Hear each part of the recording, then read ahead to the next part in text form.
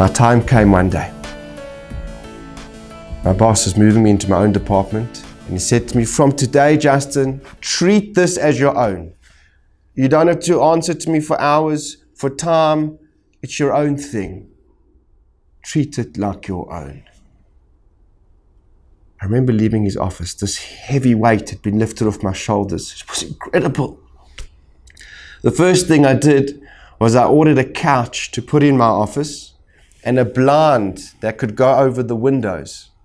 So when I was tired at midday, I could close the blind, climb onto the couch, and without anybody knowing, I could have an half an hour or 45-minute schlaf to rejuvenate, give myself my best energy, my best brain to the problems of the day. I was free and was incredible. But that process of freedom led me to a question in a Rashi which bothered me and gnawed at me for a long, long time. I want to share it with you. It's a Rashi in Shmois, Perik Aleph, Pasuk Hey. The Torah is describing the children that came down with Yaakov into Mitzrayim. And the Pasuk says as follows, Vayi kol nefesh yoytze yerech Yaakov shivim nofesh. The souls that came out of Yaakov's loins were 70 souls. V'Yosef haya b'Mitzrayim. And Yosef was in Egypt. Says Rashi, Yosef and his sons were included in the count of 70 mentioned at the beginning of the Pasuk. What's the Torah coming to teach us when it says, V'Yosef haya b'Mitzrayim?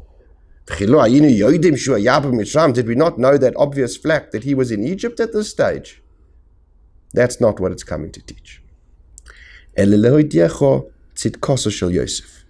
This line is coming to inform us of the incredible righteousness of Yosef. Hu Yosef haroyes tzoin aviv, hu Yosef shehaya b'Mitzrayim, v'nasa melech, v'oimed b'tzidkoi. This Rashi is ununderstandable. Rashi is describing the easiest time for Yosef to be a tzaddik in his father's house, working for his father. I get that. And the most challenging time where he still remained a tzaddik, unimaginable nisyonis. When was that? When he was in Egypt and he became the king there. What? When he became the king. When he took control of the country, he forced them all to follow his rules. Have bris milah, he told them where to eat, what to eat, how to run it. The whole country followed his rules. That's the easiest time to be a tzaddik. When you're in total control, you make the rules. I would have thought that Rashi would have said that the time which was most challenging for Yosef, and he still remained a tzaddik when he was a slave in Potiphar's house, owned by an idol worshipper, food, shelter, everything dependent on this man. And in that environment where you have no control, which is the antithesis of your value system, you still were able to keep Torah and mitzvahs. That test to tzidkus is unimaginable, and Yosef was able to retain that. That's not what Rashi says. Rashi says his greatest test to remain a tzaddik was when he took control of Mitzrayim. That question bothered me deeply. It bothered me because in my own personal experiences, I was feeling free as the one in control. Now, I felt I had this huge emancipation. And Rashi says, no, you've missed the picture. Now the challenge begins. Where? I don't get it. I don't understand. That's the kasha I churned on. And then one day, I returned to Mishnah in Pirkei Avos, which I'd learned many, many times, but I'd forgotten Rabbeinu Yona's explanation of that Mishnah. And I want to share with you just an extract of that Mishnah, just for the sake of time, which is the core of what we need to focus on today. The Mishnah is in the second chapter of Pirkei Avos, Mishnah Hey. It's a Mishnah by Hillel. It says as follows, and I'll read until we get to the point we need. Hu haya omer, he used to say, there's certain things in life that the more you have of them, the more problems they create for you in your life. You think the more you have, the better you'll be. It's not true. What are they? Ma bebosa, the more flesh you have, the more maggots there'll be in the grave. The more possessions you have, you'll have more worry.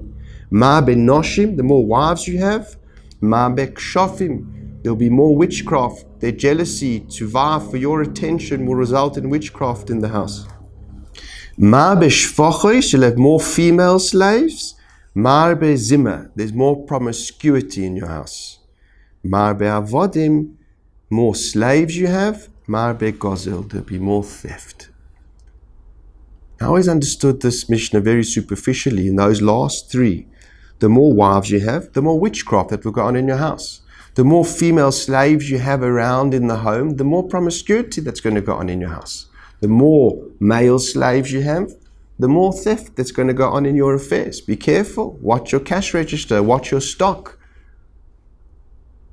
Listen to the way Rabbeinu Yonah learns these three last categories in Hillel. Shloisha devarim halalu. These last three. Achayrim oisin oisam. Other people do the aveira. Uma ale alav ki ilu huason. And the Torah considers it as if you did it. Let's just take a deep breath, yeah? Don't read the Mishnah Shez Rabbeinu Yonah. The more wives you have, the more witchcraft that will take place in your house. The more witchcraft you are going to be held accountable for. The more female slaves there are, the more promiscuity there is on your shoulders. You will be counted as if you did it. The more slaves you have, the more theft will be on your shoulders. Why is that, says Rabbeinu Yonah? Why is it that I'm held accountable for somebody else's aveira? And the more I have of those people, the more aveiras I'm going to have on my shoulders, says Rabbeinu Yonah. When his servants steal,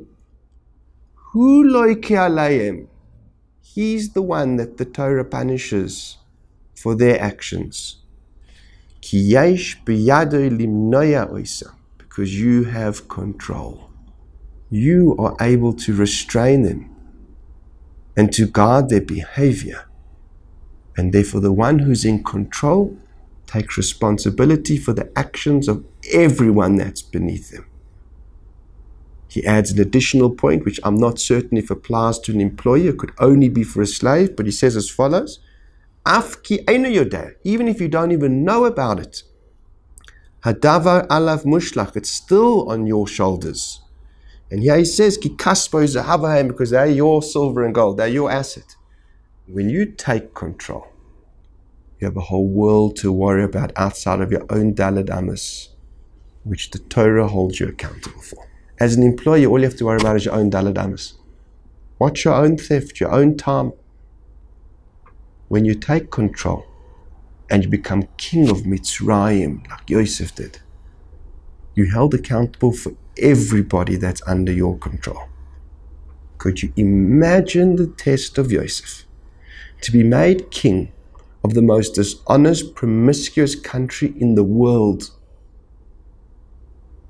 To be able to instill a culture of integrity and honesty in the way they act.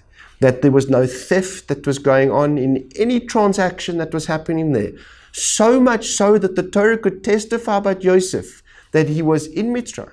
He became the king and still was considered a tzaddik. That's unimaginable.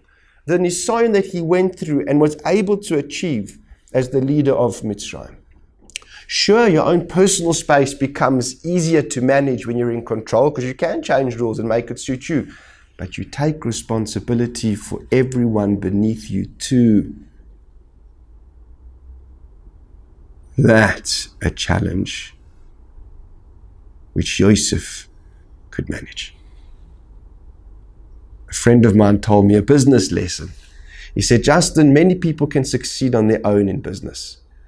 But if you want to build a big business, you've got to be able to succeed with a team. And very, very few people can succeed with a team. And that was a lesson I kept with me always.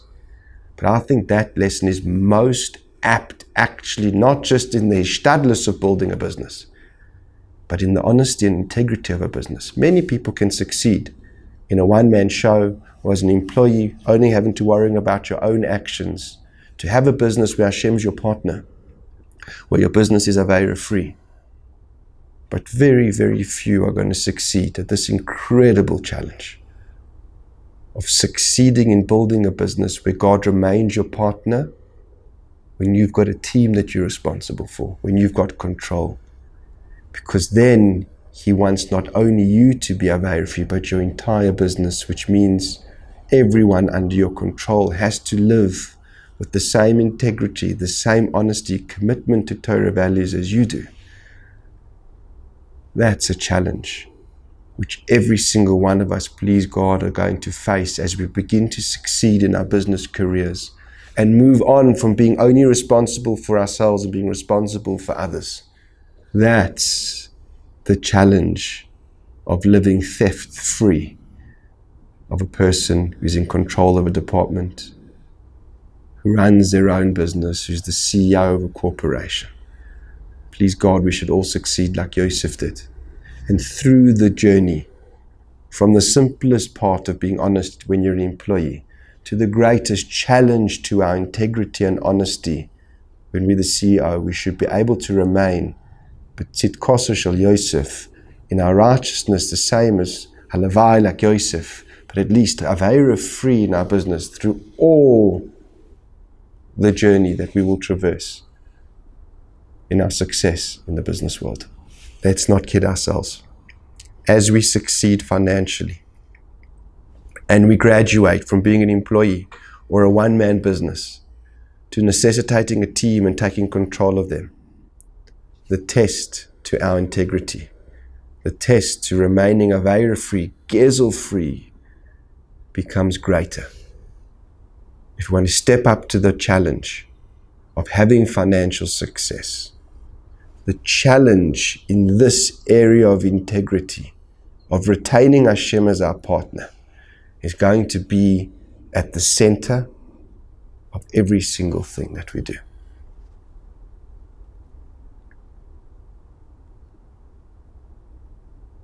In order to succeed financially, we're going to need a team. And in order to succeed financially, we're going to need Hashem as our partner. Having those two together is the incredible test that Yosef managed to withstand. And please God, you will too.